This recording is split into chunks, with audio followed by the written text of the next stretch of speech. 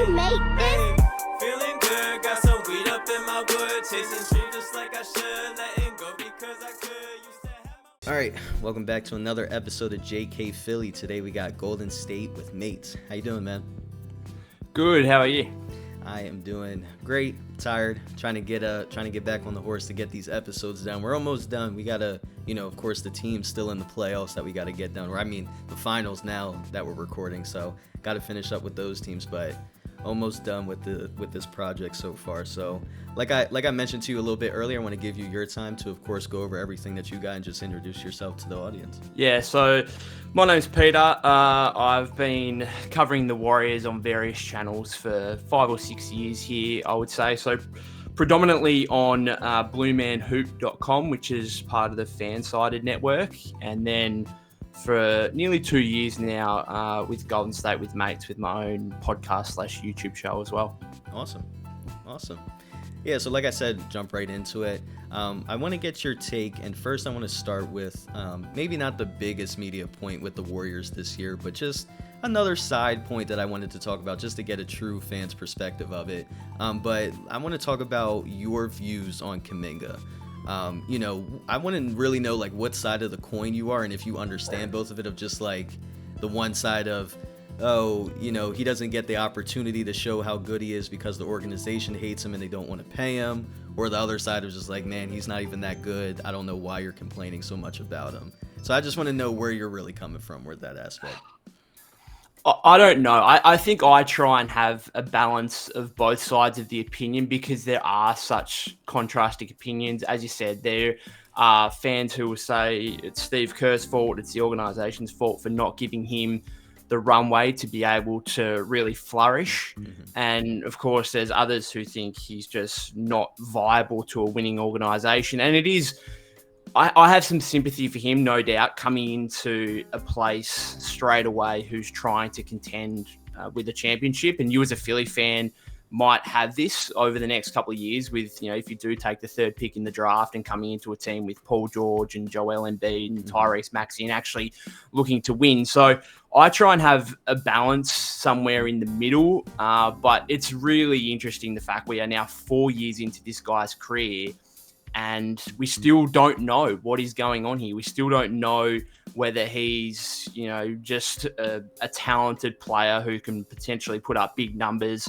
on a bad team kind of thing, or whether he still thinks of himself as, hey, I can be a 20 plus point per game all-star level guy on a good team. And we saw the last 4 games of the playoffs, it took Steph Curry to get injured. Like, it's one of the most craziest playoff things I've seen in recent years is the fact that he was a DNP for 4 of the 7 games against the Houston Rockets. And then the second round series, Steph goes down, Steve Kerr looks around and thinks, I've got absolutely no scoring here whatsoever. The only thing I can do is throw Jonathan Kuminga out there, who, regardless of what you want to say about him in his other elements of his game, he is a naturally talented scorer. Like, if you give him a prominent role, he will be able to put the ball in the bucket. And so he finally got that opportunity. The Warriors played significantly differently, obviously, to what they usually would with Steph. They gave JK a prominent on-ball role, and he was almost the first option ahead of Jimmy Butler. Yeah. And we saw with the numbers, he averaged, I think, 24.3 points on nearly 55% shooting in the last 4 games against the Timberwolves.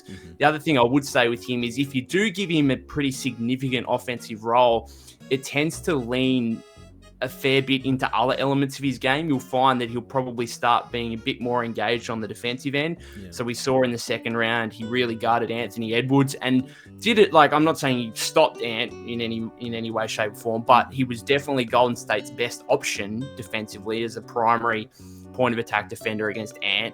And his rebounding is another element that significantly needs to improve. But again, when he's engaged, he has shown the capability to be able to do that and average, 8-9 rebounds a game. Yeah. I'm kind of on the same boat as you as well. Of course, I don't watch too many Warriors games throughout the regular season, but I was hearing about, the murmurs of, why are we not playing Jonathan Kuminga at this point? But I think it's, outside of basketball, I think it's really some type of relationship that Steve Kerr has with Steph Curry and just the overall relationship that team is. And it is a little bit hard to try to fit him in when you mentioned a guy like Draymond Green that you're trying to fit in, and you're trying to fit in another guy like Jimmy Butler as well. So it's a little bit back and forth. Yeah, but let's move into the next topic. We stated a little bit about Jimmy Butler, being the next big media part that we want to talk about. Were you happy when Jimmy Butler got traded to you guys? Did you think it was going to be, playoffs aside and, his performance and everything like that? Did you think that it was going to be a better situation maybe? Or did you think the situation went well and you thought that's the most that we were going to get out of him? No, I think the situation went incredibly well. In fact, even the most optimistic fans at the point the trade happened, I don't think would have envisaged how well it actually went. And you can go back to what I was saying before the trade happened and what I was writing about and stuff like that. And I didn't really want it to happen. I just thought, particularly when there were reports that he didn't want to re-sign with Golden State. Obviously, he could have been a free agent this offseason. Once the trade happened, I felt a little bit better about it with the fact that he did sign that extension. And yes, it was a major extension, and a lot of fans were like, wow, okay, we just got Jimmy Butler and we're giving him a 2-year, $110 million contract. Like, that's a lot for a 35-year-old. Yeah. And so there were a few concerns there. But from my perspective, I was like, well, at least we now have him locked in for a couple of years, because the absolute worst situation would have been he comes in, doesn't sign an extension, and then we've just given up Andrew Wiggins, and what's resulted is it's only the 20th pick in this year's draft, but still it's a first-round pick. Yeah. And we've got, 3 months out of Jimmy Butler, and then he leaves as a free agent in the offseason. So he was absolutely terrific. Now, there were certainly some criticisms of him in the playoffs and the inability to take over once Steph went down. He had a really good game 3, but then, games 4 and games 5 was a lot quieter. And as I said to you before, like, it was almost the Kuminga show more than Jimmy in those last couple of games against the T-Wolves. So he was a little bit disappointing there. I still think he was dealing with that heavy fall that he had. It was game 2 against the Rockets in the first round series where he had that pelvic contusion. Yeah. I've no doubt he was still hampered by that somewhat and dealing with the effects of that. So hopefully, a training camp, another preseason together. I was just amazed, really, at the fact Jimmy was able to come in and have such great chemistry with Steph and Draymond straight away. And just his ability, I think, his numbers, points per game wise, weren't there. And ultimately, I think that hurt the Warriors in the second round against the Timberwolves. But his ability to make his teammates better and his playmaking, I think, was at a level that I probably didn't appreciate when he was, before he got to the Warriors and specifically with the Heat. Yeah. I viewed the trade as that was probably one of the best situations that he could go to, because I feel as if, Curry and Draymond were people that were going to be like, they have a winning mentality. And of course, Jimmy Butler hasn't won anything per se in terms of like rings, but he's brought those teams to the Eastern Conference Finals, the finals, and he just has that type of mentality. So I think they really appreciated that with him, and it was kind of just open arms. So I like the situation that he's in, but of course, I do want to move in a little bit to playoffs as well to talk about your thoughts and key takeaways from that, but it kind of just wasn't there. And of course you can blame a little bit to injury and him being a little bit older and stuff like that, and forming in with a new team that you haven't played with all year. Of course there's all those excuses, but it just, like you said, wasn't really there. So I kind of want to get your key takeaways from not just Jimmy Butler per se, but just overall. We can talk about the Rocket series as well if you want to, but I'm really more focused on the T-Wolves and those types of takeaways that you got.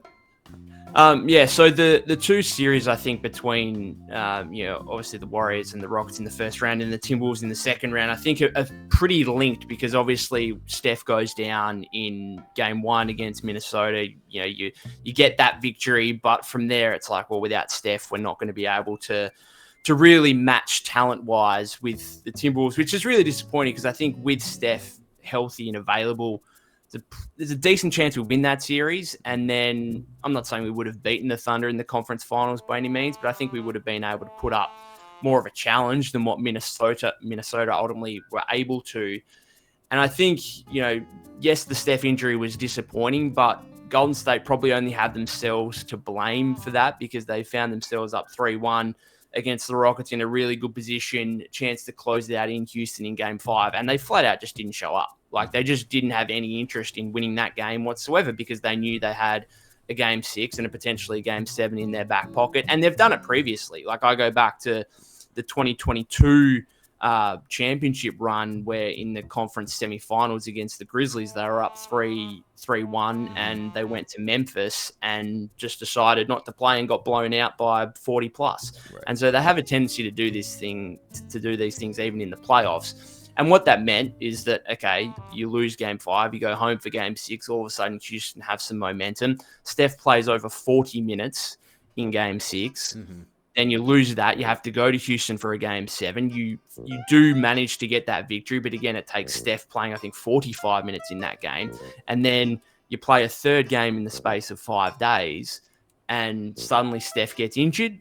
That's not really a surprise when he's had to take on that much of a workload over the previous few days. And the fact that, in fact, not just the few days, it goes back to the fact that by the time the Jimmy Butler trade happened, the Warriors were, the 11th seed in the Western Conference. Yeah. And so just to make the playoffs, they had to play at a playoff intensity for months here, basically going back to the start of February. So really I only put blame on them for putting themselves in a situation where Steph had to take on a heavy workload, where he had to play so many minutes and play at such an intensity and not get any rest. I think it could have been a lot different had, the Warriors managed to close it out in Game 5 against Houston, or even maybe Game 6 at home, and then you get a few extra days rest to recover, and perhaps that Steph injury doesn't happen.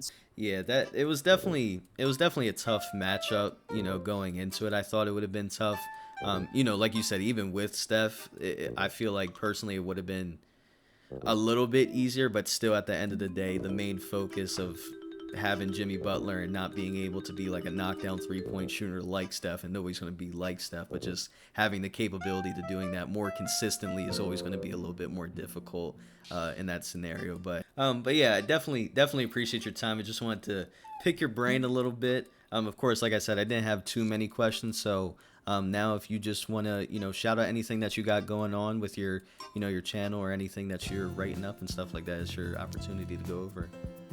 Yeah, so we've got daily coverage on bluemanhoop.com, so 4 or 5 articles a day. I'm the site editor there. I've got a bunch of contributors there, so we're publishing content every day, and then basically at the moment I've got a few 2 or 3 podcast episodes coming out on your podcast feed and YouTube channel every week, and that might ramp up a little bit once free agency gets closer, because there's no doubt going to be plenty of stuff going on with the Warriors in terms of, Jonathan Kuminga is obviously going to be the number one thing, but they've got decisions to make on Kevon Looney and Gary Payton II, who are both going to be unrestricted free agents, and it's going to be interesting to see what the franchise does with them, and if they look for upgrades or whether they look to bring them back. So, and obviously the trade landscape is going to be interesting in terms of potential sign and trade scenarios for Kuminga, or really, I mean, this roster at the moment, everyone but Steph is,